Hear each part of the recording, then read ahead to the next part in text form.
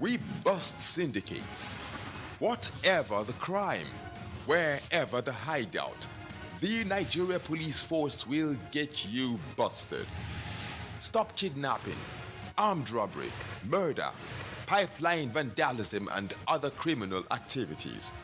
Be productive. Be security conscious. Join the police force to secure your life and property. This message is from the Nigeria Police Force Public Relations Department. In Nigeria, there is one sound we need to silence.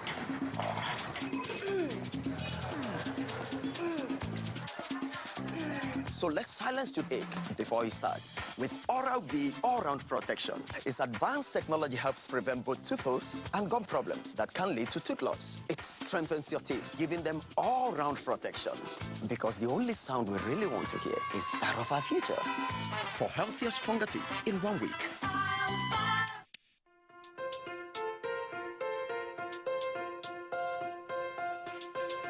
Well, when I was growing up, it wasn't an easy thing for us because my parents were struggling. That's why when I started playing basketball, I need to play, I need to struggle, I need to achieve. I want to make something out of it. I graduated from the Milo Secondary School games to the senior league. Then they called me that I should come and play junior World Cup qualifiers. Following year, I was invited to the senior national team. I've been awarded as the most valuable player 5 times. My teammates, they made it possible. Basketball, it gave me the opportunity to have my own basketball camp, giving back to the society. Because you know what you've passed through. I need to show the kids that basketball really changed my life. My name is Nkechi, and this is our journey. Nestle, good food, good life. Win a trip to Dubai in the 2018 3 Crowns Mom of the Year promo. Visit www.femininelounge.com/competition to find out more. 3 Crowns Milk. Healthy moms, happy families. Kehinde suffers from indigestion. His twin Taiyi suffers from heartburn. Sometimes it's the other way around, or both. That's why they use Gaviscon Double Action. It soothes within 3 minutes and lasts for up to 4 hours. For double relief from heartburn and indigestion, Gaviscon Double Action. Ladies and gentlemen, please welcome the daring and invincible Louis the Mosquito. Responsible for 200 malaria cases all on its own. Is there anything that can kill Louis? Morphine! Presenting Mortise Power Guard. Its powerful formula kills malaria mosquitoes fast. So, get Mortise Power Guard.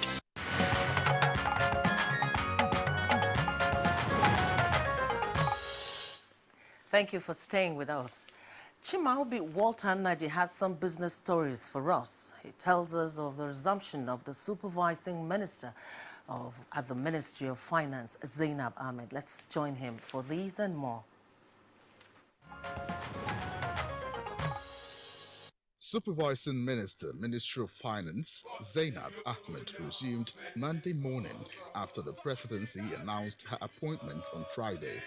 The minister arrived at the premises to a rousing welcome by the unions. She immediately addressed management staff and media. Top on her priority list are economic stability and revenue challenges. These are very challenging times for our country. So it means we are part of the economic team that has been charged with making sure that there's economic stability in our country. We have very serious revenue challenges, and it is up to us to make sure we show up the revenues of this country.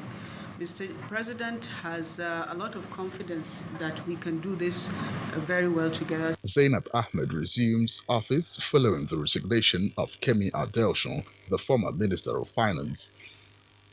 Meanwhile, the equities market closed lower to begin the week as sell-off persists, with the Nigerian Stock Exchange All-Share Index shedding further by 0.39% to close at 34,618.43 basis points.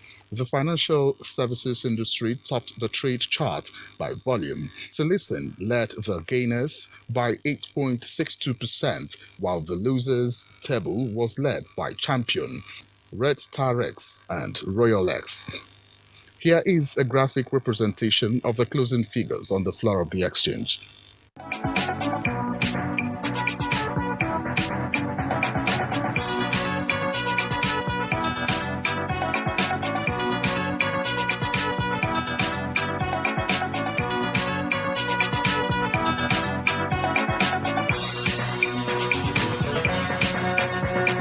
And that's business news for now. I'm Chimobi Walter Naji. Thank you indeed, Chimobi, for that update on business. Now, newspaper review is next on Good Morning Nigeria.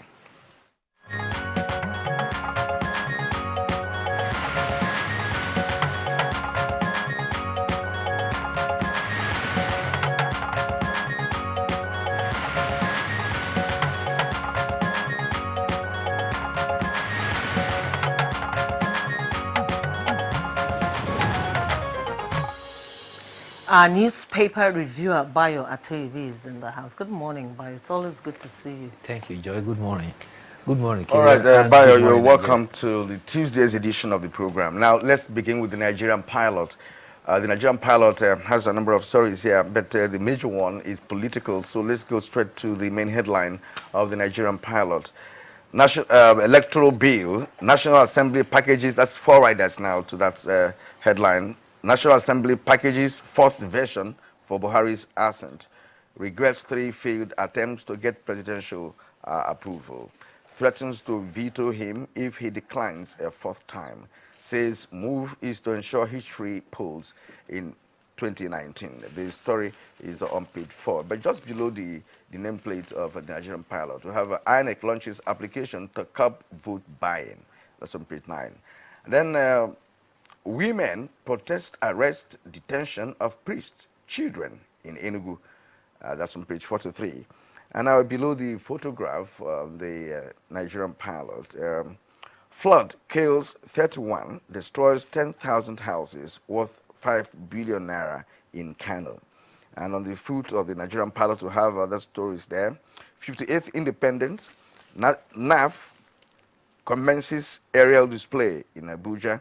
Well, of course, a short while ago, Joy was talking about the aircraft, in Abuja, yes, hovering around Abuja yesterday. And people, yesterday, and I was wondering what was happening. Yeah, we just heard a loud sound. Exactly, and people panicked in some areas. Yes. All right, you now know that it's an area display in Abuja. All right. Now, 2 Evans gang members jailed for 20 years for robbery and kidnapping. Of course, you know the story of Evans, the master kidnapper. 2 of his men now jailed. The story is on page 5. Now, of a robbery, IGP Saraki began battle in court October 3. Now, court strikes out a case against a journalist known as Jones Abiri. Maybe in the course of this bio will tell us more. All right, let's look at the lead story from the front page of the Punch newspaper. It comes with a kicker. 2019 PDP panel grills Atiku, Saraki, McCarthy, others Thursday, and it has a rider. Party searches for Buhari's march in the north. Let's see what you have as the lead story in the other paper. Yes, the leadership newspaper, actually. Let's take the main headline. Court stops ex-party order on all political cases. And with 3 riders there. Sets October deadline for pre-election matters. National Assembly revisits electoral amendment bill, and Niger Delta militants endorse President Muhammadu Buhari for 2nd term. That's on page 4. Right, let's take from Bayo for now.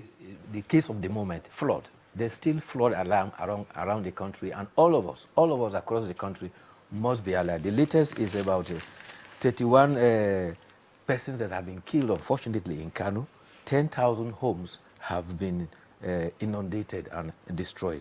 This morning, the weather report was indicating that Abuja and surrounding states covering Plateau, Nasarawa, Benue, Niger, Kaduna, there's going to be rain this afternoon and heavy rain in some instances. It means that the trough of the Niger Benue is still going to be inundated with more water, and therefore the alarm for flood still must be on the highest position of red alert.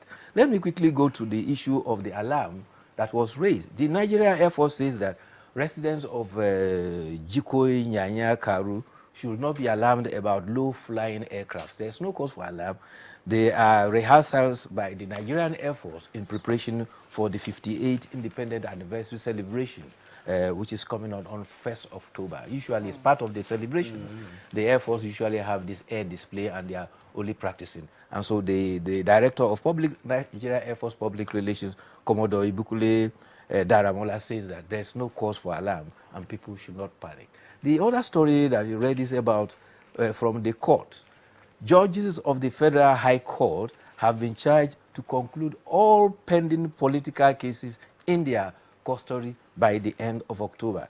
The Chief Judge of the Federal High Court, Justice Adamu Abdul Kafarati, says this is to exonerate the court from blame by political class. He said this during the special session to mark the beginning of the 2018 and 2019 legal year. He says to ensure that the court is not used to scuttle the political process, political cases that are before judges are to be vacated and are not to grant, also they are not to grant ex parte order in any political case before the court, adding that all political cases can be reduced when the court decides after hearing all parties that are involved.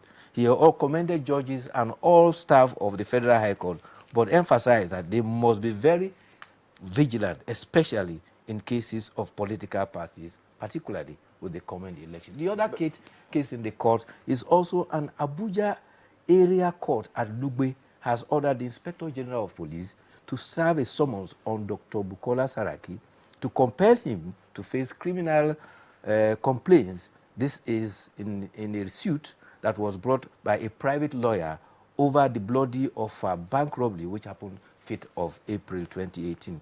The complaint was filed by one Oluwatosin Ojaoma and is initiated under Section 89, subsection 5 of the Administration of Criminal Justice. He is demanding that the criminal complaint states that the alleged refusal to honor invitation to answer allegations involving investigation is regarding suspect of a bank robbery amount to obstruction of criminal investigation.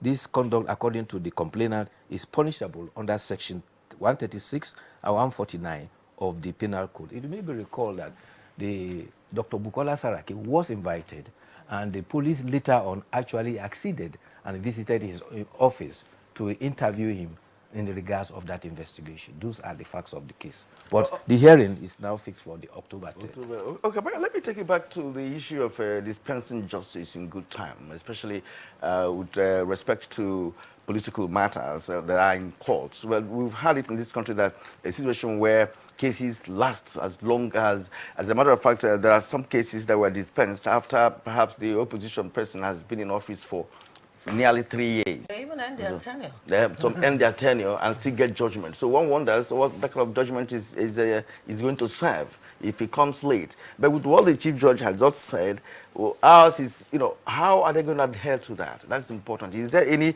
period of time specified to handle a particular case? Well, I agree with you in the sense that that is the expectation. You recall that he said giving a deadline of October for political cases, and these are cases that started as far back as 2015.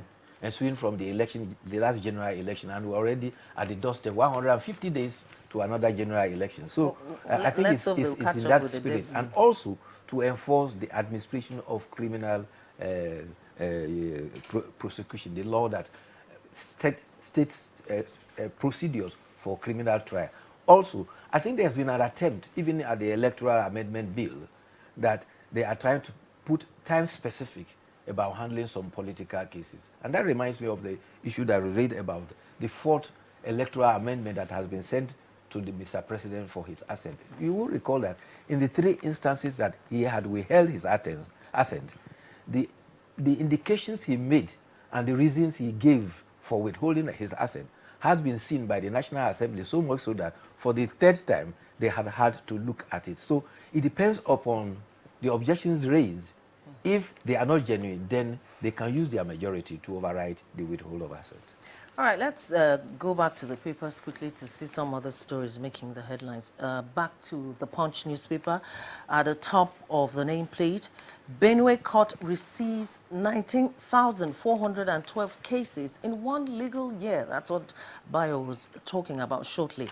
And below that, Adeosun's resignation. Ahmed resumes at Finance Ministry. Details are on page 28. Beside that, Osun poll. INEC bans mobile phones, cameras at polling booths. And beside that, Offa robberies court summons Saraki over fresh criminal complaints.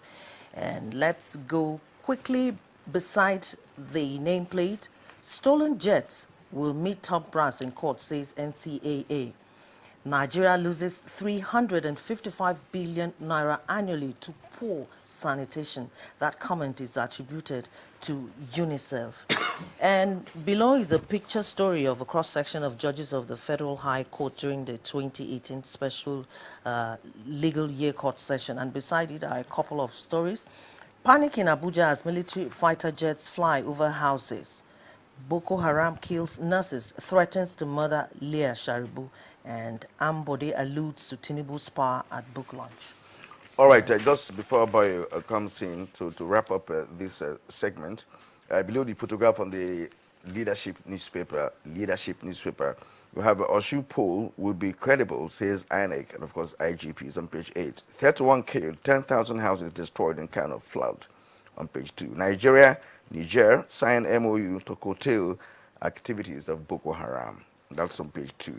Bayo. All right, let's take our editorial quickly before Bayo will wrap up. Our editorial for today is taken from the Guardian newspaper and is captioned, Federalism, another point for state police. The recurrent issue of federalism within the contextual discussion of restructuring has become a metaphor for curious failure of state actors to do the right thing about nation building at the right time. The issues that shape and even trigger discussions on the issue of federalism have been growing luxuriantly daily like yam tendrils in the rainy season. Quickly to the concluding part before Bayo do the analysis. The National Assembly, working with the executive arm, should pursue the idea of state police to its logical conclusion as one of the low-hanging fruits of the federalist principle. That is why a recent presidential committee on decentralization of police operations should not be disbanded because the vice president set it up while he was acting as president. That should be the starting point of restoration of confidence in the ruling party's idea of true federalism. Yes. Our hearts must go out to a midwife, Seifura Hussein Ahmed Kusa, abducted along with 2 of her colleagues who has been murdered by the Boko Haram. She and 2 other colleagues were providing antenatal care for communities, particularly in the IKD camps when they were abducted in March. The head of the International Committee of the Red Cross delegation in Abuja expressed deep regret about how they are devastated about the murder of the woman. President Muhammadu Buhari has also condemned the gruesome murder and has also appealed to persons who have links with the insurgents to please prevail upon them to release the persons in their custody, among who is Leah Sharibu. Meanwhile, the Independent National Electoral Commission has taken bold steps to stem out what he has described as the menace of vote buying. And therefore, when you are to vote a certain vote or shown election, there is a ban for effective use of telephone and photographing equipment, particularly the point a voter collects a ballot box, up to the point he is to mark them in the polling booth, and up to the point he comes out to drop it in the ballot box. This is to stem the menace of people taking the photograph of who they voted for, and after leaving the polling booth, showing it to some political contractors who are signing outside to give them money. Also, 63 political parties have notified INEC about their intention to contest the presidential election. Now to come to the editorial. Editorial is about federalism. Federalism has several factions. There's federalism in the United States, there's federalism in Australia, there's federalism in Canada. Our own federalism is supposed to be an imitation of what obtains in America, but it's a mixed match of a presidential system and our parliamentary system that we had in the 1960s. And that is why you hear even members of the National Assembly stand up in the National Assembly that the Constitution addresses and recognizes at National Assembly and say this parliament will not do this or do that. However, the issue of the state police has been one of the contentions. Others are resource control, others are physical federalism, and others are creating of more states and local government. All these are political contentions. You will recall that the All Progressive Congress had actually indicated that they are going to pursue what they describe as true federalism. And that has been come on the forefront because of the 2019 election. But talking about police specifically, the argument is that the constabulary authority of the police that resides at the office of the IGP should be dispersed to the state level. Again, some argue that this is political. Others express the fears that if this is done, it will be abused at the state level. And others are also contending that presently it is being abused at the federal level.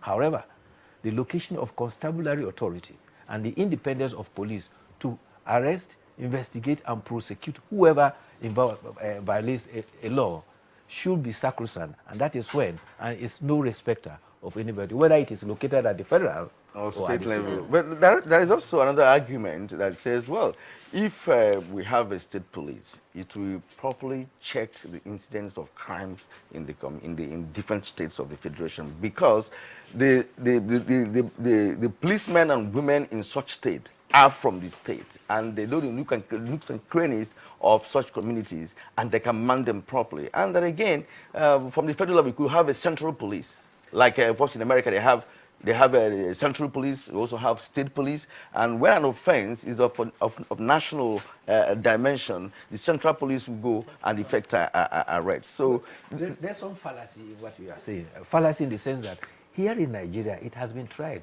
Some years back, they had lower ranks of police deployed to their local government, to their state of origin.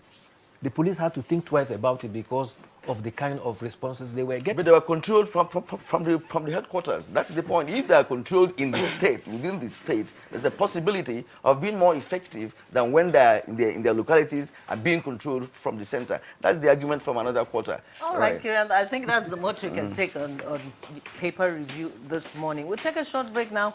When we return, we'll focus on flooding and climate change. Stay with us. Hate speech is not a joke. It incites genocide and crimes against humanity. Most of Africa's civil wars are caused by hate speech from one tribe against another. We don't want it here.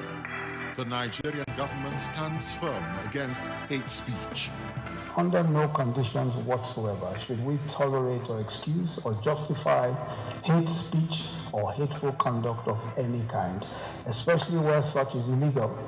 There's no doubt that the resurgent push for separatism, as well as the rising cases of ethnic and religious disharmony, are all traceable to the growing phenomenon of hate speech. One nation bound in freedom, peace and unity.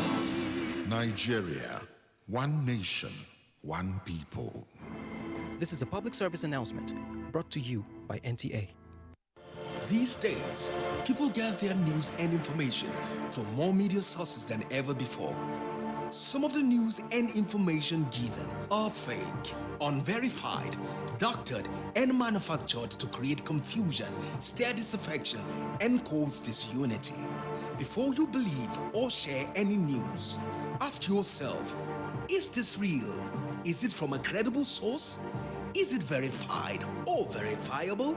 Fake news is dangerous. Whether you do it for fun or for political gains, real people can get hurt. Fake news, don't create it, don't spread it. This is a public service announcement from NTA.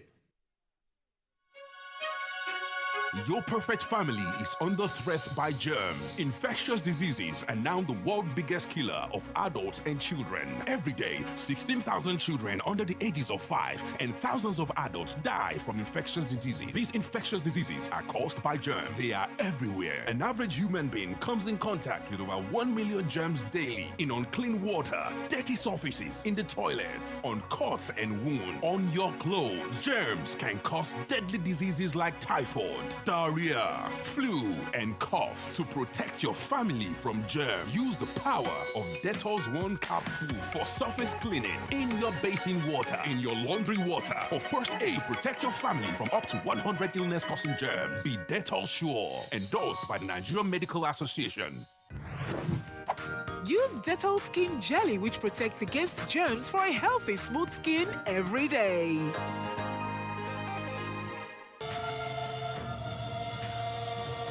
For years, the NTA has been promoting science, technology, arts and crafts under the tagged name National Children's Expo. We are set with another edition as we gather children around Nigeria, junior category ages 6 to 12 and senior category ages 13 to 18. The theme for Expo 2018, achieving self-sufficiency in agriculture, meeting the challenges of security and exposition of alternative energy as pathways to national development. Date, October 21st to 25th, 2018. Venue, NTA Headquarters Arena, Area 11, Garki, Abuja. We are set to celebrate the best of innovation across the country. For more information, please call the following numbers. NTA ETV, promoting learning. Whenever pain occurs, you want quick relief. Try new Nurofen Express. It goes to the source of pain and gets to work in under 15 minutes. That's why Nurofen Express delivers fast and effective relief. New Nurofen Express works at the source of pain. Fast. Being a mom is great, but when your child has a fever, you don't know what to do. I trust Nurofen for Children to take care of my child's pain and fever. Effective relief you can trust.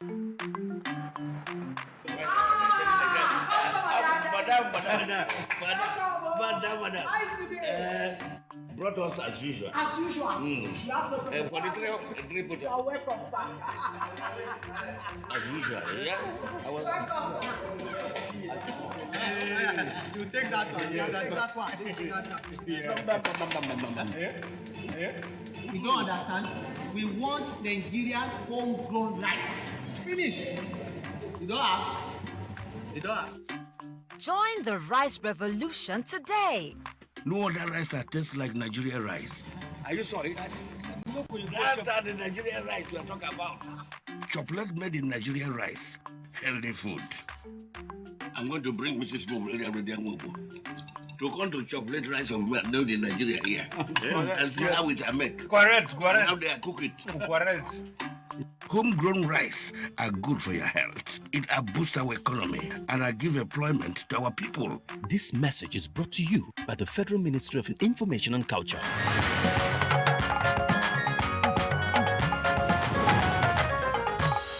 Well, we thank you for staying with us on Good Morning Nigeria this Tuesday. Now, to put our conversation in perspective, let's join Mitaire Iben for this background report.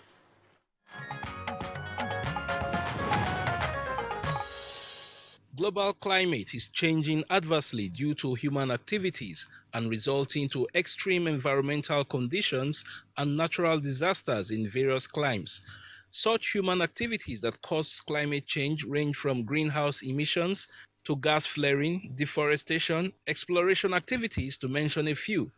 Most of these anthropogenic activities contribute to global warming, which is a major cause of climate change and natural disasters. Whether they are raging wildfires, heat waves, torrential rainfall, or forceful movements in the Earth's crust, the impact of natural disasters is devastating and generating global concern. Climate change is altering rainfall patterns, making heavy rainfall more frequent and causing record-breaking flooding and violent storms all over the world, such as the Hurricane Florence in the United States and the Typhoon Mangot in the Philippines. Nigeria is not spared the effects of climate change, as unusual patterns of torrential rains is causing water levels to rise. True to the predictions of the Nigerian Meteorological Agency, NIMET, and the Nigerian Hydrological Services Agency. In the last few weeks, many lives have been lost, communities and farmlands submerged, and livestock destroyed to devastating floods from the torrential rains and the overflowing Niger and Benue rivers, reminiscent of the 2012 scenarios. Complying with a presidential directive, the National Emergency Management Agency, NEMA, has declared flooding a national disaster in 4 states of Kogi, Niger, Delta, and Anambra, while placing 8 other states on the watch list. NEMA has also activated the disaster response units of the military for possible search and rescue missions and stockpiled relief materials worth 3 billion naira to provide for possible victims. What is the level of interagency collaboration towards this national emergency? How can the country mitigate the effects of climate change and curtail the perennial menace of flooding? These are issues that will engage guests on Good Morning Nigeria.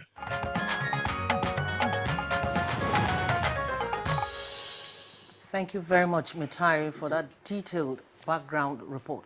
Joining us now in our Abuja studio is Mustafa Mehada. He is the Director General, National Emergency Management Agency, NEMA. Welcome to the program and thanks for joining us this morning. It's my pleasure. Thank you. Also joining us is the Director General of the Nigerian Hydrological Services Agency, Ahmed Mabudi Basha. Thanks for joining us this morning on Good Morning Nigeria. Thank you, morning. Now, John Osonwa is a climate change expert. John, good morning and welcome to the program. Good morning to you. And from our Kaduna Network Center, we have General Manager, Kaduna Environmental Protection Authority, Dr. Yusuf Abdullahi.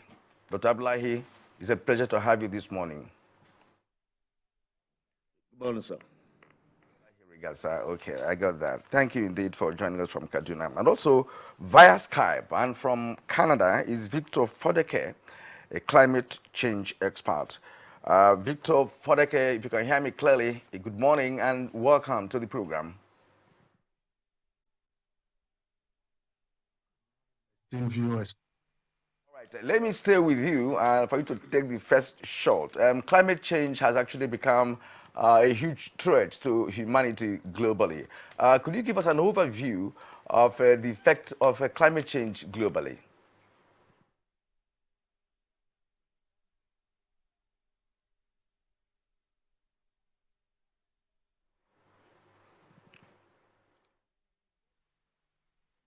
Let me retake the question. All right. Could you just give us an overview of the effect of climate change globally?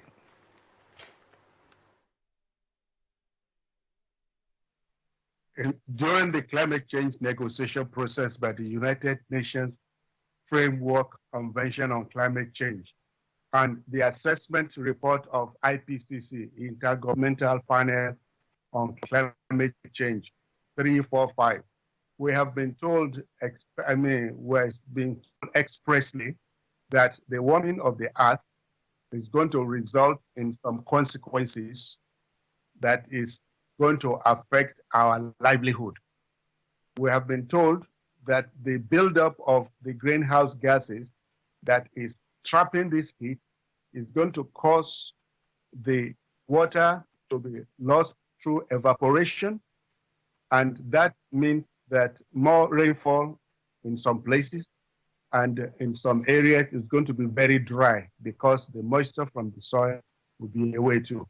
And the very significant part of some of these warnings are that developing countries are going to be worse affected because you want to mitigate or adapt to climate change. The developing countries don't have the resources, don't have the technology, don't have the finance to be able to adapt, because adaptation is the first line of action of the African group of negotiators, because that is what is our first line of our response, the response measures. So we have been told ahead of time this is going to happen. The developed world have developed, they have technology, they have the finance to be able to build up and to be able to predict the impact of this climate change. The recent Hurricane Florence was such that I was watching it. weeks and months ahead it had been predicted, and ensuring that everybody was aware. And they had to ask about 1.5 million people to leave their homes. Those who did not leave their homes, some of them stayed back. You could see people on television stocking water, stocking food, and having things on emergency, because the first 72 hours is very critical. The first 72 hours is when help will not come from anybody. So it is very critical to be very prepared. When you have the information and everyone was made aware of the implication of this hurricane that is very, very deadly. So nobody has an excuse. If you stayed back, you have been informed that you are on your own. So the level of preparedness is so high.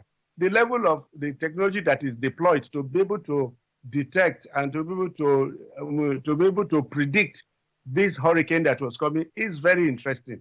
They name all these hurricanes after several names. Hurricane Mary, last one, Hurricane Florence, Hurricane Katrina, because they had the technology at their disposal. What we need in this country is to utilize, the NIMET is doing very well, is to be able to use the Nigerian Satellite Agency to be able to predict some of these consequences that are coming. Because some of them don't happen suddenly, especially this flood. We know definitely that it occurs every year. And there's no need to allow lives to be lost. When we know that this flood is coming, we know the exact time that it will come because of the onset of rainfall, then we need to go to the next level of preparedness. The preparedness to ensure that no life is lost, so that we put a very high value on human life, that leaving no one behind through the next level of what I can call the first responders with the emergency management system that is in place. We have no excuse to have loss of life. You will find that the loss of lives in these countries like United States is usually very less than 20, maximum 50 or something. But here, we continue to save lives. There's no room for that. We need to learn from the previous lessons to use scientific and engineering technology we have. Thank you very much, Victor Fodeke. We'll come back to you in the course of our conversation. Let's go quickly to John Osonwa. Victor Fodeke raised a couple of issues, and I want to start from that of natural disasters cutting across different countries of the world. It's not just about Nigeria. From our background report and from what Victor Fodeke said, it is obvious that it is global. I want you to put all this in perspective vis-a-vis the issues about climate change. Yes, I echo the summary that Dr. Fodeke gave, in the sense that climate change is a major accentuator, it's a major contributor to extreme weather events. As you mentioned, if you're looking across the west portion of the Atlantic, heading towards the US coast, we see that hurricanes are rising at a more frequent pace. They are more severe. Last year we had one of the worst hurricane seasons in that region. This year we've already started seeing Florence. Those are all related to climate change. You also look at drought in Africa. East Africa, we've had drought. Southern Africa, we've had drought. Central Republic, there's been drought. And there's also the threat of drought in Nigeria. Already we have desertification here, which is a function of climate change. But let me focus primarily on the issue today, which is flooding. How does climate change affect flooding or even cause flooding in Nigeria? And this is very, very important, because many times the people who end up being affected by flooding in Nigeria are people who have this traditional mindset of flooding.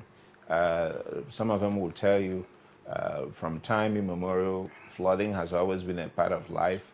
Their grandfathers dealt with flooding and survived. But I want to sound a note of caution, because what we are seeing now globally is very, very different.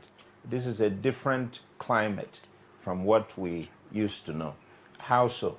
Climate change has three main ways it creates flooding and it accentuates flooding. The first one is you have to understand geodynamics when it comes to climate change. The Arctic Circle. If you're holding the world as a ball in your hand, as a football, the top portion of that ball will be the Arctic Circle. It is a very, very large area. Arctic Circle is about 30 million square kilometers. The whole continent of Africa is also about 30 million square kilometers. And from the dawn of time, that area has been filled with ice. That ice helps to stabilize the world's temperature. What has been happening because of global warming? The temperature of the earth has been warming up. Since we started taking records in the US 1886, about 130 years now, you will see that the last 20 years have been the warmest ever recorded. And within those last 20 years, we have had the hottest years for the past 12 years. Every year eclipses the record of the previous year. This year already, we've taken measurements in July, is on track to beat the record of 2017.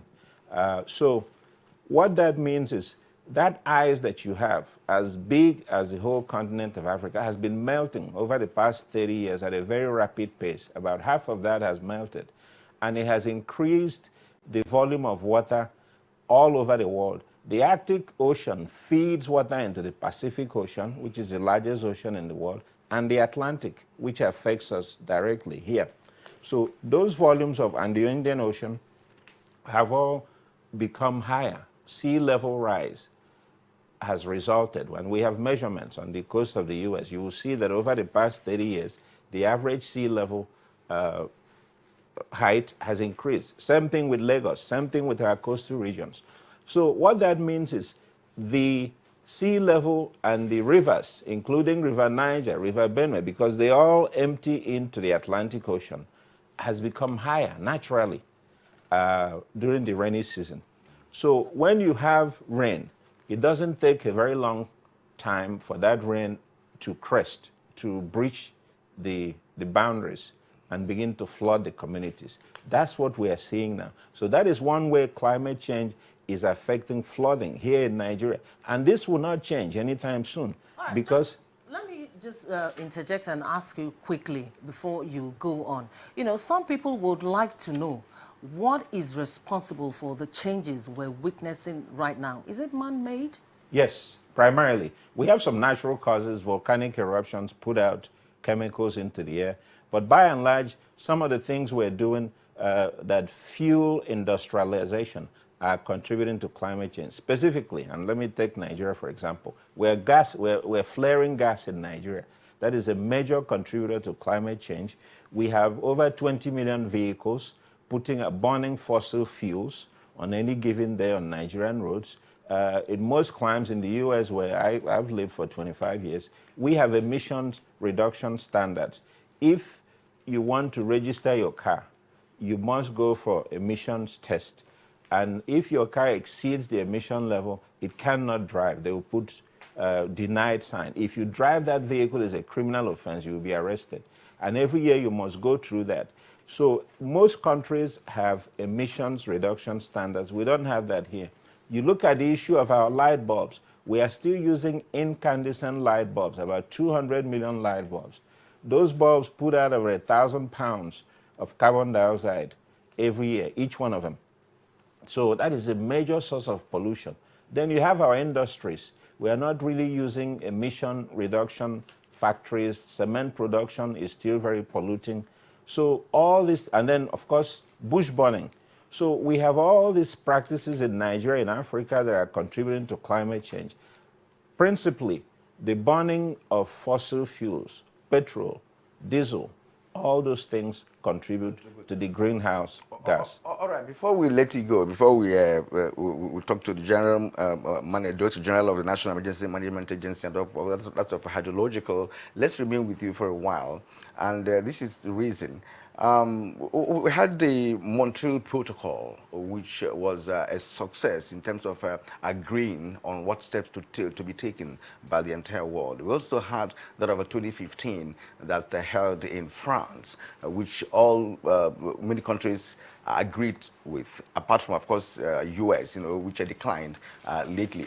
Now, the question is, the deployment of technology has been hailed as an alternative towards finding a solution for mitigation and, of course, having a correct prediction for people to get prepared for any natural disaster coming as a result of climate change. Now, and in Africa, as Victor pointed out via Skype, that we don't have access to that kind of technology. So, what should be our faith in terms of mitigation now? Because invariably, from what you have explained too, we are contributing also immensely to climate change. I think technology plays a role, but I think we're at that stage in Nigeria's development where we have a pretty good sense of what is about to come. NIMET has been up to its duties, by and large, in warning us that we're going to have rainfall. Hydrological Agency has also been doing its own part. So I think when it comes to warning that we're going to have flooding, maybe we were caught unawares in 2012 when this thing happened. But since then, I think there's a general understanding that flooding is here with us, and in most cases it's going to be catastrophic. It's going to exceed our normal expectation of flooding. So the next level of mediation, mediation and remediation and mitigation is how do we prepare in advance?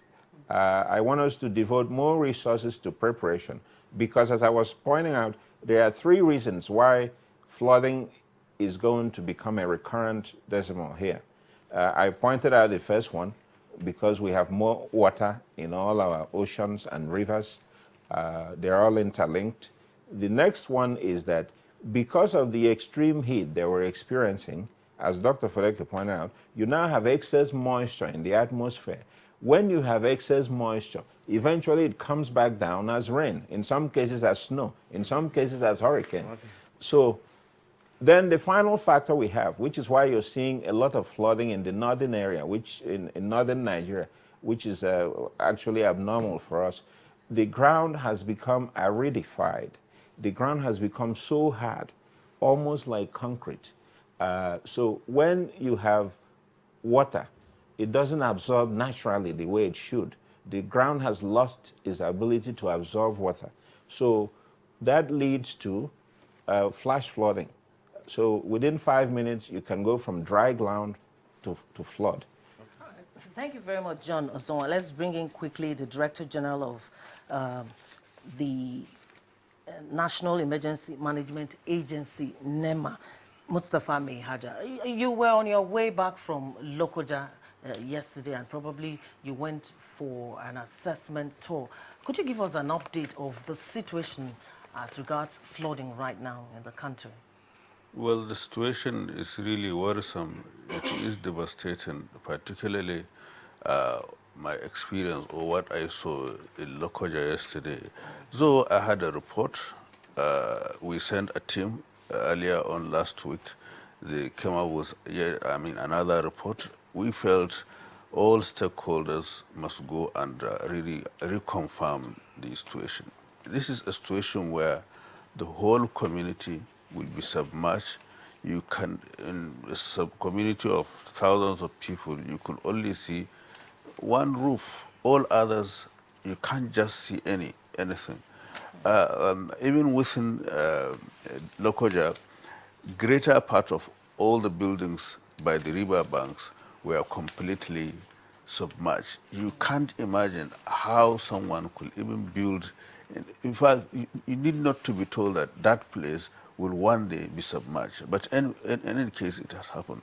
So then we quickly create a meeting avenue for us to discuss the situation, and then quickly decided, based on the delegation of authority approved by the president, we now declare national emergency in Kogi and 3 other states, as I mentioned. So it's really devastating. Now, give us an idea of why the 4 states have been declared of a national emergency. Is it so critical? And if so, what is happening there now? Is there any kind of rescue mission? Are people being displaced or something? Well, the first, or rather the 6th committee set up on the 7th of September went round. First, to inform the state government of how dangerous it is because of the information we at our hands at that time. And the situation keep on growing, particularly the levels at the confluence of River Niger and Benue in Lokoja keep on rising. In fact, in each of the days up to today is more than what it was the same day, 2012. So the assessment was to identify locations of higher ground, to also identify equipments, facilities that could be used for such a rescue, and to visit the communities that were considered really, highly threatened by the flood, and then possibly evacuate them. We carried out some evacuation from that time to date. In fact, yesterday, the naval unit in Lokoja carried out a rescue mission, but the people refused to move. Even though the community was partly submerged, they refused to move. These are some of the social issues we are faced with in the course of evacuation and rescuing people. But so how do you deal with that? Yes, some minimal or micro force may have to deploy it in such circumstances, because it's the responsibility of government to protect life and properties. Where, in fact, it's criminal for you to put yourself in a position where you could lose your life. So these are some of the decisions, very hard decisions we must take in saving lives and properties, together with the security agencies. Now, some people refuse to be evacuated from their original abode. Now, in this arrangement, is there any place prepared for those who are being evacuated? Because perhaps some people might be thinking of what happened to evacuees, in 2012. Some have not recovered from the shock of what they saw in the IDPs there. Just like I mentioned earlier on, identifications of places of higher ground, wholesale facilities, Presidential Committee on Flood Relief and Rehabilitation has constructed many hostels. In fact, there are 2 in Kogi State, and now they are being occupied by some of the evacuated people. So some other locations, many of them, some places 11, some 10 locations that can accommodate thousands or hundreds of people have been identified and are being occupied, where we found them, where we found some people that we really are really displaced. Now, in the course of my research work, I found that now taking you back to 2012, some people, especially in Lokoja, why they do not want to move is because they said when they moved the last time, there was no arrangement made for them to move back to a new place. So it's like moving back to your ancestral home. And then we're in a new year again, and we're having this same challenge. So the thought of a permanent relocation base is what bothers some of them. What do you think? Well, first of all, I just mentioned that the Dangote Committee has provided some hostels and movement has been made. It is true there are some gaps, but since I came into office with the tremendous support I get from the Mr. President, we are developing a project whereby some basic housing facilities will be provided. However, I want to make it very, very clear. A submission will soon be made to Mr. President, whereby the state governors will be made, will be required condition presidents to intervention to provide counterpart funding in an agreement to be signed between federal government and the state government. Because the state government is mainly the state government responsibility to ensure that all rules and regulations are adhered to. The federal government cannot go and work for the Urban Development Board in any of the states.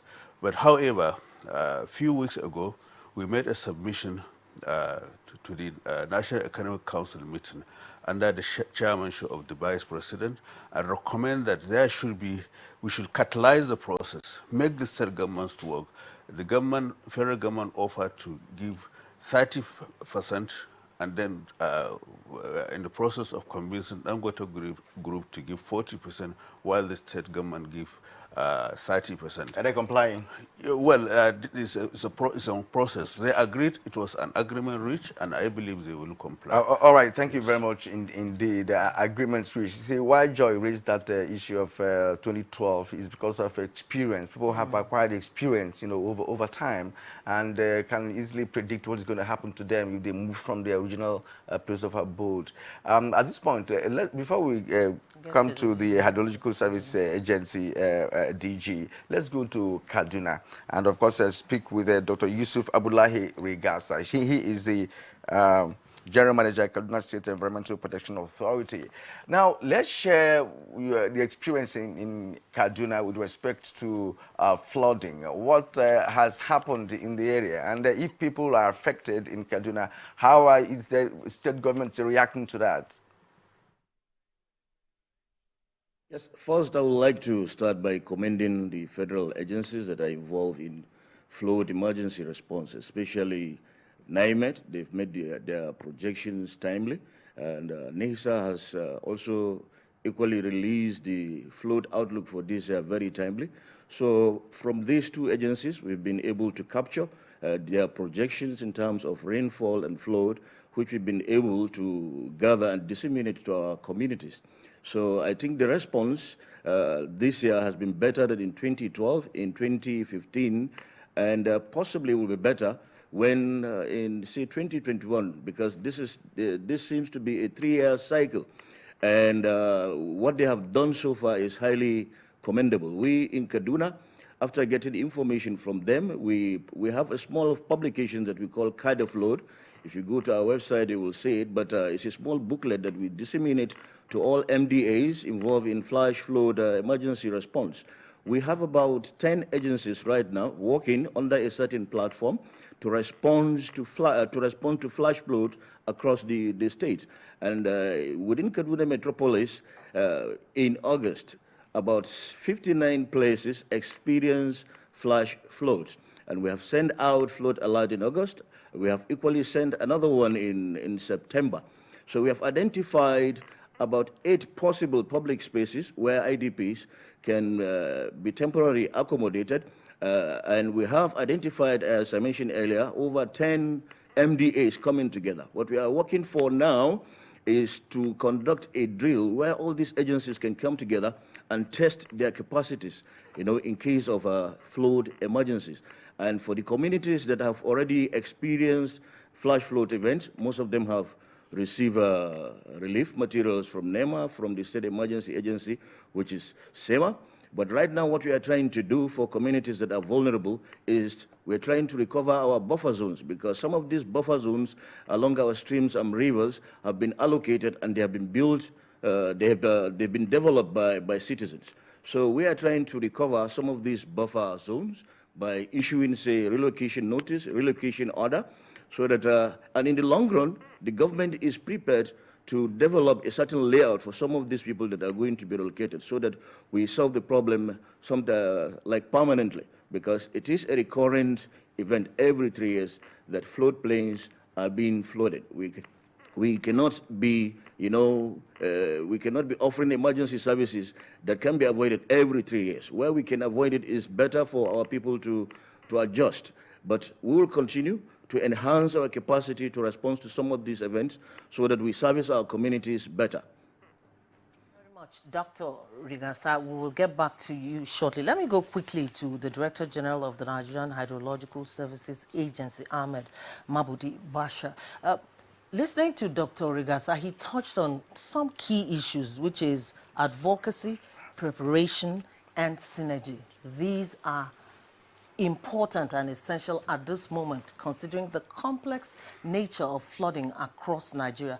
And I want to believe that most of the agencies involved are doing that, because I hear you were also in Lokoja with the director. Tell us about your experience so far with this issue and how you're collaborating with relevant agencies to solve the issue. Yeah, I look at this as an issue of shared responsibilities and synergy. Apart from our mandate of monitoring all the major rivers in Nigeria, including the transboundary of River Benue and Niger, the agency gives some periodic a warning alert on flooding, especially during the rainy season. And we have done that, especially July, August, September, which is referred as the Jas months, is the period where rains fall heavily across the nation. So we'll continue to experience rain as down to September 29th as earmarked by the Nigerian Meteorological Services Agency. That is for the northern side of Nigeria, precisely Sokoto and Katsina. And December is earmarked for the recession of the southern part along the coast. So the implication here is for the next 10 days, according to the analysis of the Nigerian Meteorological Services, will continue to experience rain. So while I now talk about the issue of synergy and understanding collaboration between the relevant agencies, as we did with NEMA, as you rightly mentioned, we were in Lokoja yesterday, and what we saw was really devastating.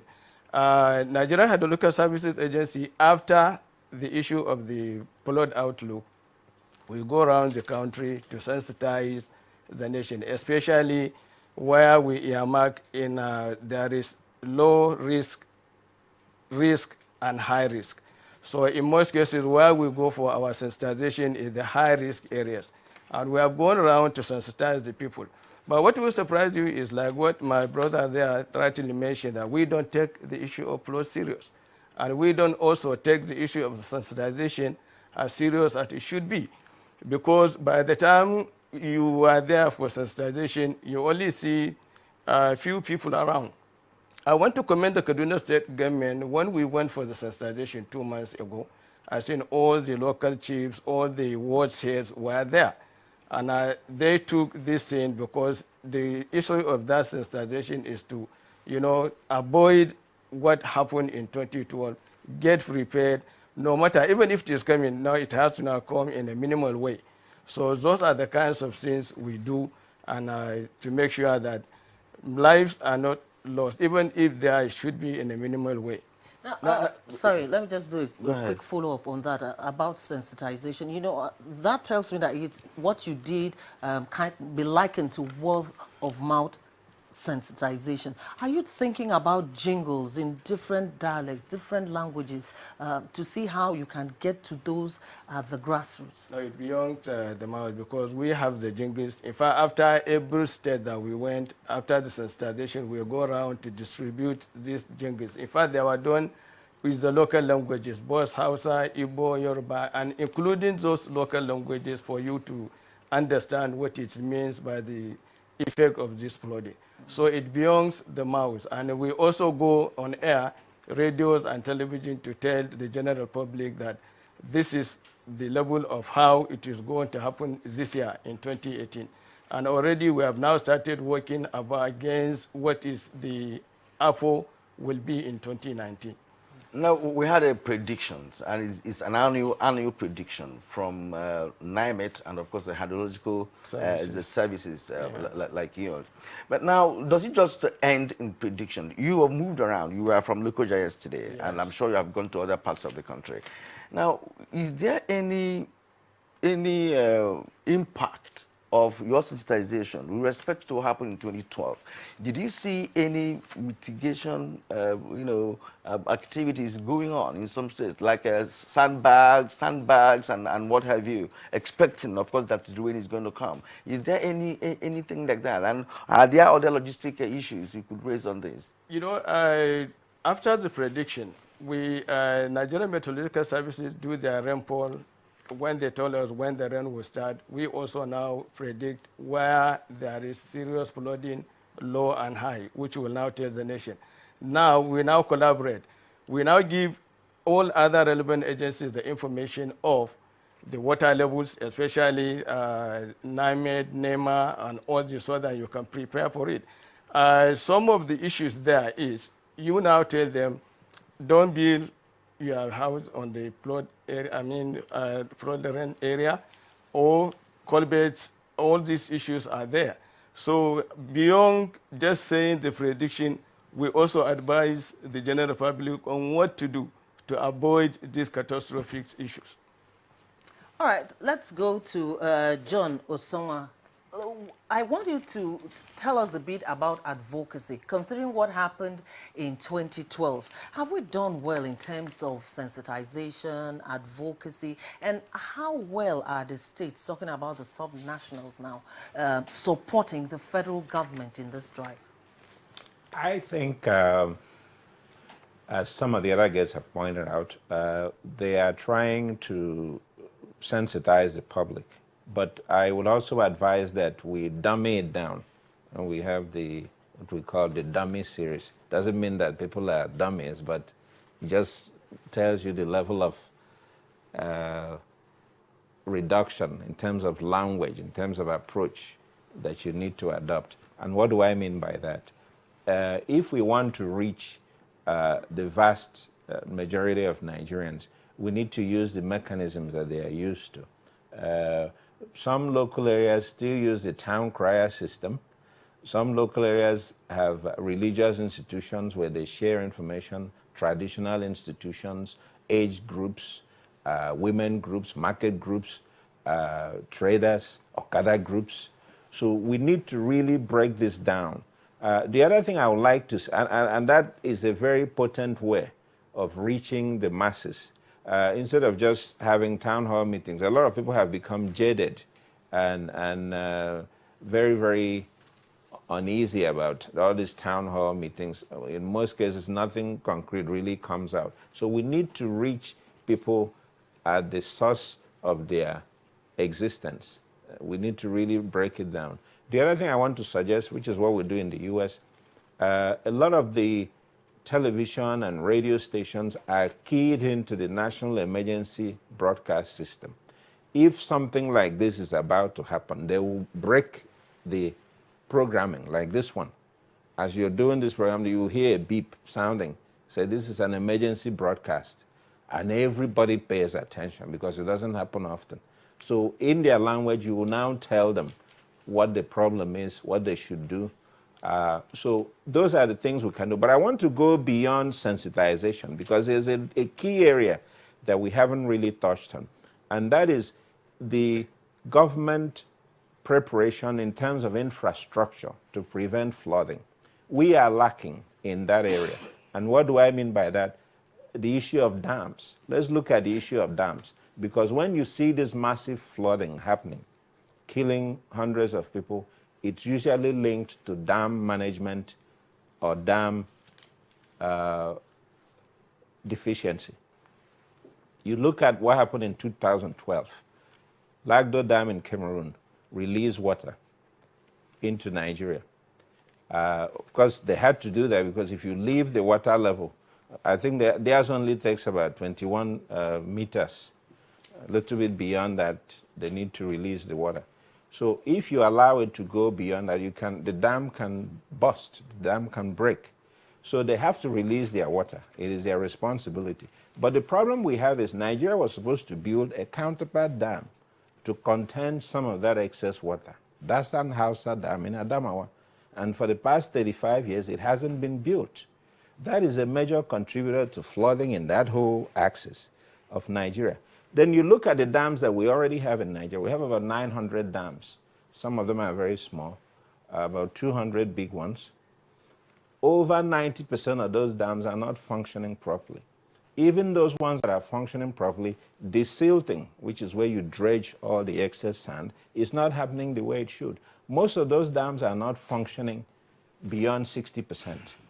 So what that means is when you have rain, it fills the dam faster. So you have to either release or you have catastrophic flooding. So these are the structural issues we need to look at in Nigeria. And until we do that, we're going to have flooding. So infrastructural deficiency in that respect is actually a challenge to the country. And you remember last week when we started the first in the series of flooding, Professor Adanu did talk about that, Yes. the dam that was supposed to be built in Adamawa many years ago. And he mentioned that John just Yes. mentioned that dam now. So that means that that dam is important because Adamawa is along the route of Lado Dam's water if it's released. So the question is, why the delay? That's a topic for another day, Joe. But for now, interagency collaboration is very key to a collective effort towards mitigating or even carrying out a rescue mission during emergencies of this nature. And I'd like to ask the NEMA DG to tell us what kind of collaboration has been existing between your agency, other agencies, and state governments to effect a good rescue operation. Well, I think in that the NEMA has been apt to that responsibility. In fact, the act that established NEMA, the mandate is coordinating federal responses within disaster management cycle of preparedness, mitigation, response, and recovery. And that we have been doing. In fact, on the 6th, after the update in the predictions, we call all stakeholders, including United Nations bodies, before that decision of the pronouncement of red alert was done. So I think it's apt. But I want to just comment on the issue of this issue of media campaign. You will be surprised, after the pronouncement of the red alert, after the second meeting of all the stakeholders, we made a press conference. In the presidency, I was approached. Look at CNN. Every hour, they alert the nation, they tell the people what is happening. What is happening? Are you not telling the press? I know, because in a day, there was a day, consecutively 2 or 3 days, I went to media houses 3 times. But after that program, you never hear it or see it elsewhere. I think the media has a role to really contribute in enlightening people in all whatever activities we are doing. Not a single newspaper, even after the announcement of activation of the National Contingency Plan, has carried it boldly in the front page. These are things that the media has to take initiative to assist the nation, to assist Nigeria in really enlightening people. That is what I will have to say. Just we're already contributing. It should not be stopped here. It should be hourly basis. There is a national disaster declared in so that every hour, every moment, there has to be constantly and continuously telling people of it. Anyway, it's just trying to try to enlighten ourselves also and doing it in a better way. So these are some of my comments as regards to the media aspect. What is currently happening in those states that you have declared a national emergency on, the 4 states?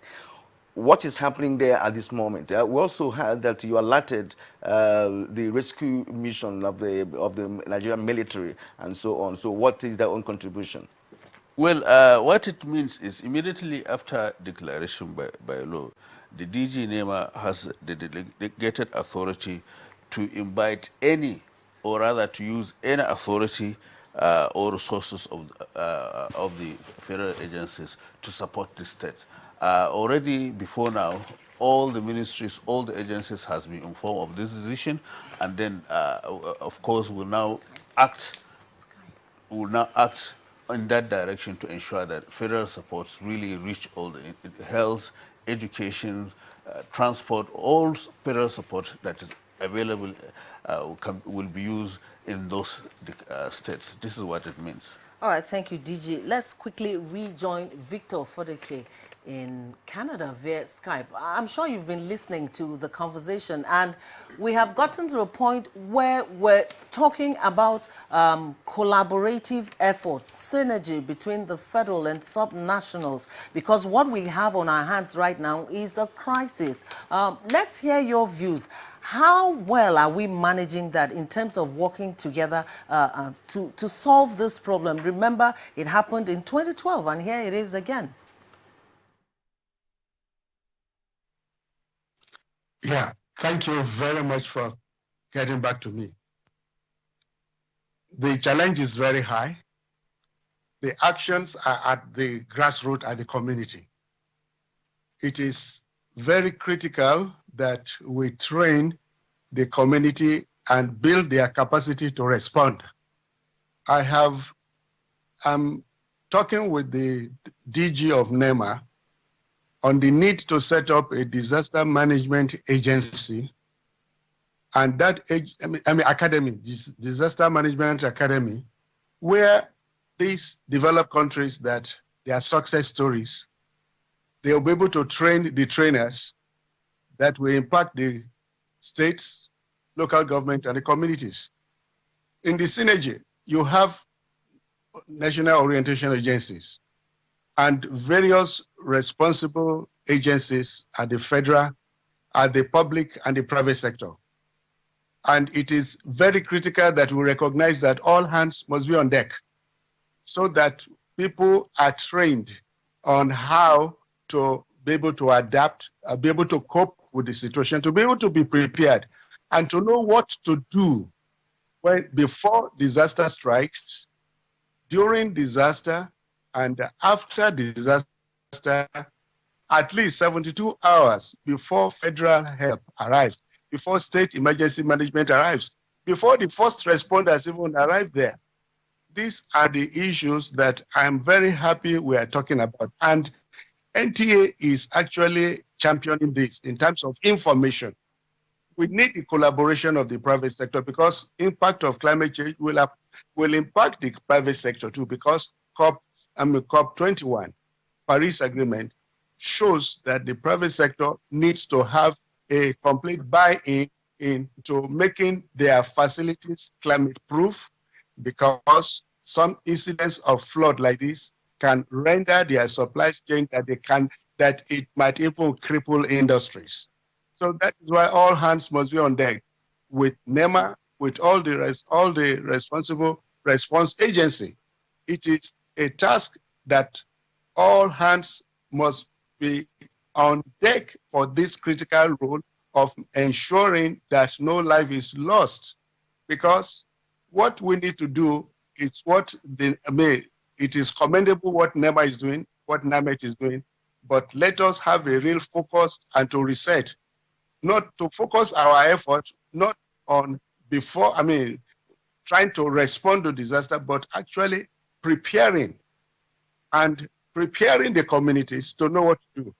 Institutional awareness in having flood maps, in having information about their situation there so that they know what to do. Because Nigerians are very, very knowledgeable. When they are sensitized and you use the various means of social media, in fact, in America right now, they have a presidential alert system. You can have the governor's alert system, local government chairman alert system, community leader alert system that will go beyond just the electronic and the rest, as Dr. Osonwa has said, to be able to use the community means of communication at the grassroots, the faith-based institution, the churches, and the mosque, because all hands must be on deck to make sure that no life is lost. Let's use this year to learn from our lessons. Are there lessons that we are learning this year that we must archive and go through them? Where did we go wrong? Where did we go wrong in 2012? And then we use that information system and we fill the gaps there so that next year, if 5 lives were lost this year, maybe it will be reduced to probably 1. That should be our goal. We need to have a reset. And I am re-emphasizing the fact of having this disaster management academy with NEMA that can not only serve Nigeria, but also serve the whole of West Africa, because disaster is something that will continue to happen, because the birds learn that when men learn to shoot without missing, they also learn to fly without perching. We must be prepared. Is the right word of preparedness. Information is there. That is it. Like Boy Scout, be prepared. We don't have to wait for disaster to track. Or disaster does not respect religion. It does not respect tribe. It does not respect color. It does not respect boundaries. So we must all join together, all hands on deck to put value to human life, please, so that we don't continue the rhetorics of singing this over and over again. Let us not wait until disaster strikes. We have now to prepare the nation. I mean, All right, Dr. Victor Fodeke, thank you indeed for your insightful propositions there. And we're going to take a short break. But when we come back, we're going to return to Kaduna once more, because we want to share with Dr. Yusuf Abdullahi Rigasa on this issue of synergy or collaboration, interagency collaboration. Let's get to know what they're doing in Kaduna that is working, because from what he posited, it does seem that the collaboration is working in Kaduna State. This is Good Morning Nigeria on the network service of the NTA. When we come back, we'll continue the conversation. Stay with us. Fake news which is shared for malicious purposes is a danger to our peace and security in Nigeria.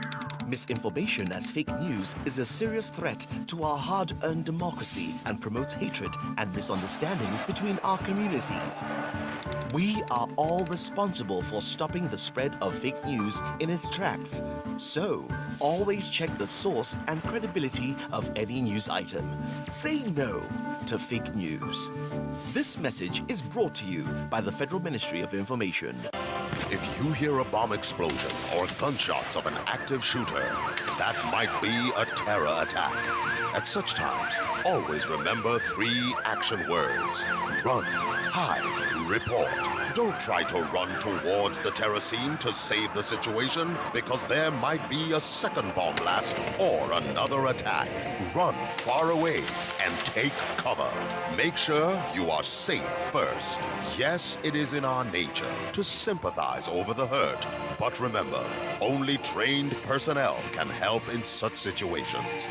When in a secured environment, promptly call relevant authorities and help will come. For anonymous reporting, call 09630-3250-5 or 0813-2222-106. If you see something, say something. Nigeria unite against terrorism. This message is brought to you by the Federal Ministry of Information and Culture.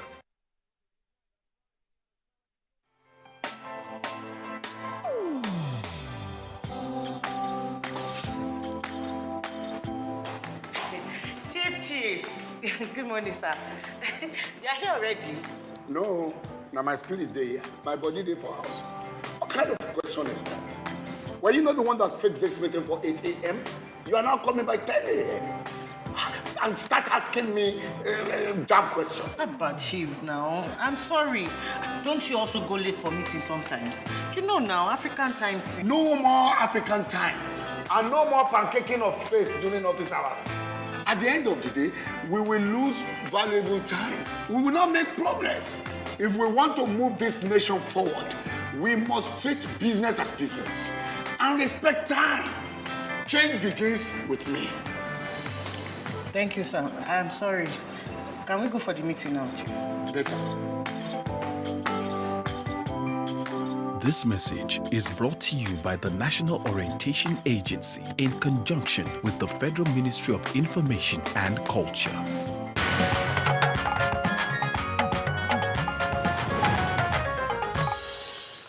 All right, thank you for staying with us up to this moment on the program. And it's about time now for us to look at what other Nigerians are saying about our topic this morning. We have some tweets here. And Joy, would like to start? Yes, let's start with this one from Okwoche Jackson. Why can't we find a lasting solution to all this? what are our governors doing with ecological funds? That's a very big question. question. That's a very big question there from Okwoche, because the ecological fund is actually designed for this kind of emergency. Let's move on. Mike Anyako, adequate information must be given to the communities that are likely to be affected badly by flood for easy evacuation. Camp centers must be in place for would-be evacuees. Food, clothes, and other essential materials must be produced or procured immediately. Let's go to Dele Jack Solomon Medj. He tweets, Nigeria is recognized as being vulnerable to climate change, and factors like flooding, if left unchecked, will continue to cause adverse effects on livelihoods in Nigeria, such as on-crop production, livestock production, fisheries, forestry, and post-harvest activities, and life and prosperity. And from Nasiru Idris, there should be construction of dam in Adamawa axis to divert flood from Cameroon, construction of canals in riverine towns to absorb storm water, construction of drainages in towns and cities to free storm water from flash flood, clearance of waterways from waste. And the next one is from Omogbola. He tweets, on the issue of flooding, it's a perennial quagmire which expectedly by now all relevant agencies and governments should have a concrete plan to address clearly. But in Nigeria, we seem more proactive only when misfortunes occur. We are almost never preventive. All right, David Mike Terongwa, there is need to conduct a quick vulnerability mapping of the country, relocate people from floodplains. The flood waters is a resource. Let's harness it and use it for agriculture. Proper planning is key here. Help our people adapt to the changing climate. It cannot be business as usual. I think it's making reference to those who refuse to be evacuated from their ancestral homes. Yeah, but from what he's saying also, there's need for adequate planning, like we were discussing earlier, before you move people. The next one is from Mohammed Usman. He tweets, the government should stop paying lip service to curbing flood. Being proactive is far better than being reactive. Then Aminu Haliru says, actually, both federal and state government agencies have been responsibilities of providing shelters or temporary basic needs for the victims of flooding. But the victims themselves should listen to authorities to vacate to safer areas. That's right. The next one is from Sani Michael Omakoji. He tweets, though flooding is largely due to climate change, human activities such as blocking water channels, building along flood-prone areas also aggravate the situation. In Nigeria, the effect of flooding can be reduced if we do holistic dredging of River Niger. But is there political will? Of course, there is political will, considering what we've seen in the last 1 or 2 weeks. Yes. Mr. Brighton Amazo, the Benin City flood has kept most people away from their homes, shops and offices, as roads are blocked anytime it rains. This is seriously affecting business activities around the city. And we have this one from DW Nigeria Limited. Addressing climate change goes beyond tree planting, as is being done in Nigeria. Other mitigating measures abound that government must also venture into. All right, let's go back to Kaduna, where we have Dr. Yusuf Abdullahi Rigaza. Tell us more about awareness creation, interagency collaboration. How is it working in Kaduna State? Yeah, the way it is working is just that we have to take cognizance of our reality. We believe that we have to build, community resilience. But then in cases like this, sometimes you have MDAs working. But we could hear him. All right. Let's return to Abuja. Perhaps we're having issues with the audio line to Kaduna there. Kevin, I want to go to Dr. John. So I have a question for him. That's coming from the perspective we got from Victor Fodeke, Dr. Victor Fodeke in Canada. He laid so much emphasis on the role of the private sector in solving this problem, and he did mention how they laid emphasis on it during COP21. We want to hear from you. How vital is the role of the private sector, and considering the crisis we're facing now, Are they really contributing in Nigeria? Are they talking about corporate social responsibility in helping the situation we have at hand? I don't think the private sector is doing enough, and I think that's primarily because they don't quite know what role they will play. Flood prevention, unfortunately, does not yield a significant return on investment for anyone. It's largely a governmental function. There are other areas of climate change mitigation where private sector can play a role. Waste to energy conversion is a wonderful area. Recycling is a wonderful area. Creating renewable energy from other sources can also generate income. So the area of flood prevention and flood mitigation is not very juicy for the private sector. So it would have to be a corporate social responsibility involvement, which often is lacking. Even when you hear of corporate social responsibility in Nigeria, it's really a quid pro quo situation where they're hoping to get larger contracts from government. And that is, and that for me is sad, because it should be about contributing to the economy where you're making money from. Yeah, but let me also point something out, which is very critical. The experience we had in 2012, one would have expected to see some preventive infrastructural measures. And let me be very specific. Some of these areas that are being flooded, we know they're going to be flooded. If you go to the Kogi axis, you go to Benue, you go to some of these places, you will see the watermark on buildings, water stain, where the flood had been, very high sometimes. It stains the building in some cases. Even when they repaint some people, you will still see the flood mark. Then you go to areas like Ibadan, Oyo, that has always been historically flooded. So people know where the floods happen.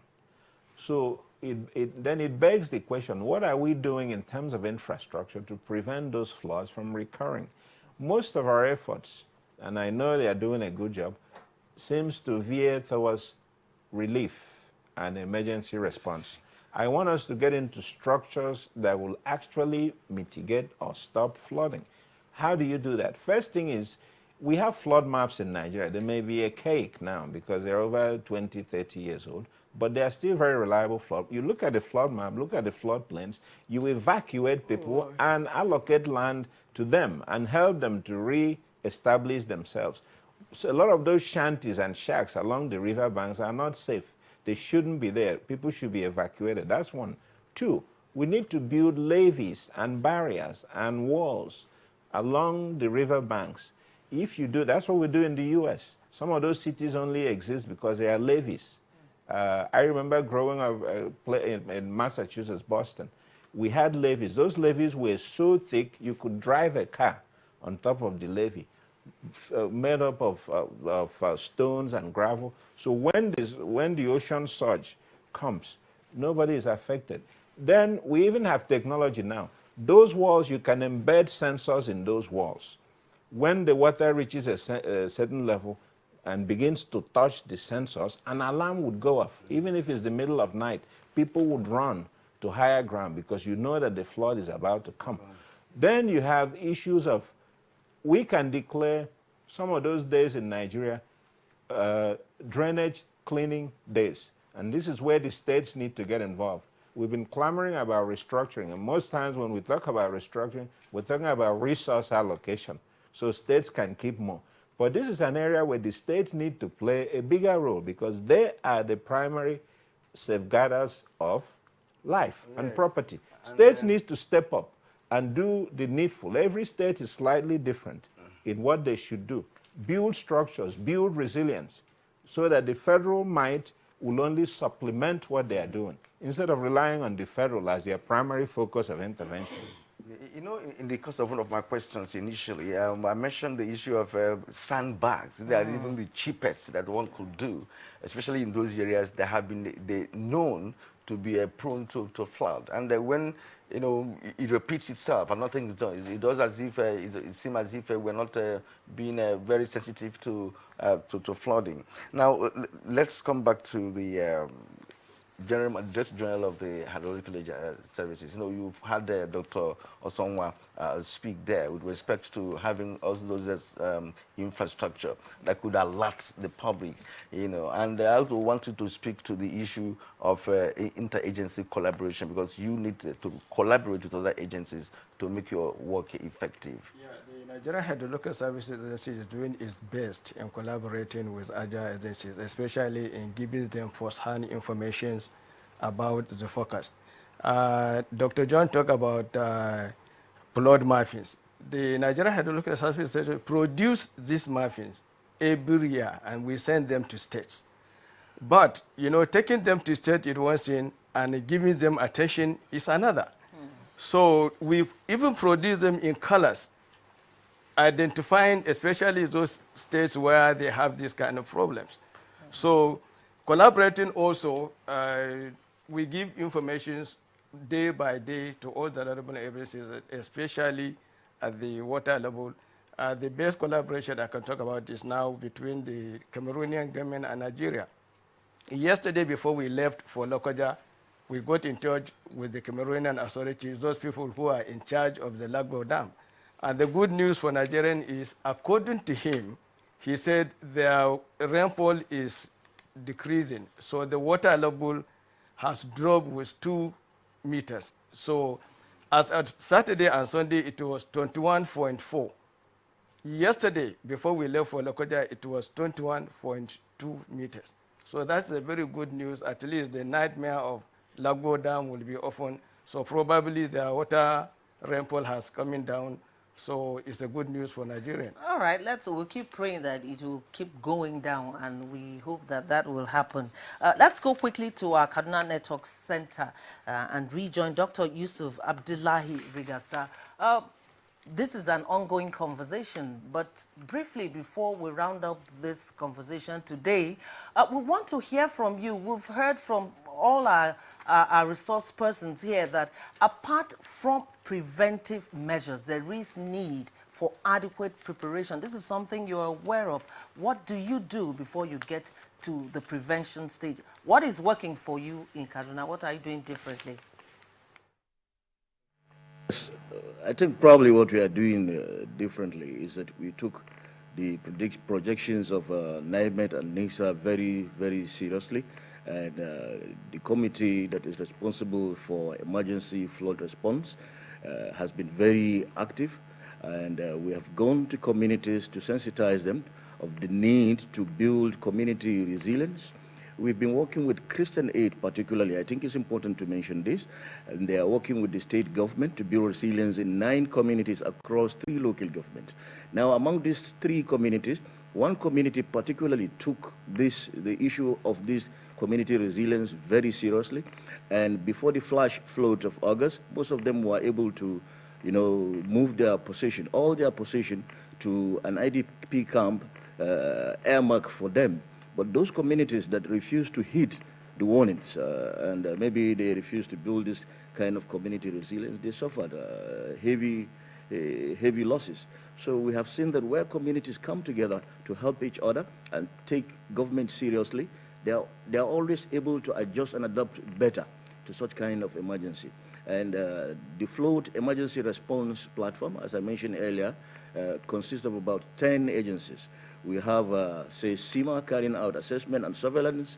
We have Kaduna State Transport Authority providing the logistics so that we can be able to transport and rescue communities to appropriate IDPs camp. And the camp has to be secured. We have Operation Yagi providing security. We have KEPA. KEPA is responsible for ensuring that the IDPs are clean at all times. We have RWASA providing toilets. We have the Kaduna State Water Corporation providing water. So it's efforts distributed across agencies. We've not been able to test this over time. So before, right now what we are planning this week is to conduct a drill, a proper drill with all the 8 identified public spaces that are supposed to serve as IDPs. We'll sensitize all the communities, and then during the drill we will test our capacity to respond to various variables. There has to be a command center also that will be able to coordinate, you know, the situation in these 8 identify IDPs. So basically, these are the things that we are doing to build community resilience and ensure that there is a proper synergy between citizens, communities, and the state government agencies. We are also all right, at this point, we have to pause you to enable us accommodate other segments of our program because we are just rounding off this conversation. We'd like to thank you immensely, Kaduna State Environmental Protection Authority General Manager Dr. Yusuf Abdullahi Rigasa. Thank you very much indeed. And back here in the studio, we would like to appreciate Mustafa Mehaja, Director General, National Emergency Management Agency. So we thank you. Because of course you know you are going to be on the run this time around. I mean, we invite you tomorrow because, yes. And right here, Dr. John Osongwa, a climate change expert, and who of course brought in other perspective from other climes with respect to how climate change is handled. Thank you very much indeed for coming. It's a pleasure. And of course, we had Dr. Victor Fodeke from Canada via Skype. We thank him. We're sure he's gone. We will thank him for his insights. Also, we have to appreciate our man here, Mustafa, the Director General of the Nigerian Hydrological Services Agency, Ahmed Mabudi Bashar. Thank you indeed for coming. Thank you very much. All right. Sports is next.